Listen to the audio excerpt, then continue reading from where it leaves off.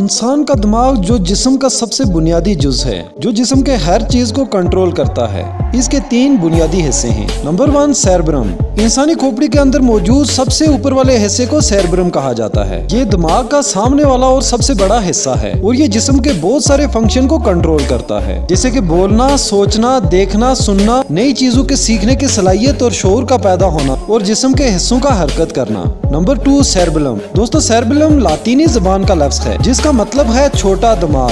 یہ انسانی کھوپڑی کے اندر دماغ کے پیچھے والا ایک چھوٹا سا حصہ ہے جس کا کام جسم کو توازن میں رکھنا ہے، پٹھوں کی حرکت کو کنٹرول کرنا اور مخصوص کاموں کے لیے پٹھوں کی حرکت کو کنٹرول کرنا، جیسا کہ دوڑنا اور موٹر سائیکل وغیرہ چلانا۔ Number 3 brain stem. دوستو جس طرح ایک پودے کا تنا ہوتا ہے، اسی طرح دماغ کا بھی ایک تنا ہے۔ یہ دماغ کا سب سے نچلا حصہ ہوتا ہے جو کہ دماغ کو ریڑھ کی ہڈی کے ساتھ جوڑتا ہے اور اعصابی خلیوں کے ذریعے جسم کے باقی حصوں کو بھی پیغامات پہنچاتا ہے اور مختلف فنکشن کو کنٹرول کرتا ہے، جیسا کہ دل کی دھڑکن، بلڈ پریشر اور سانس لینے کا عمل وغیرہ۔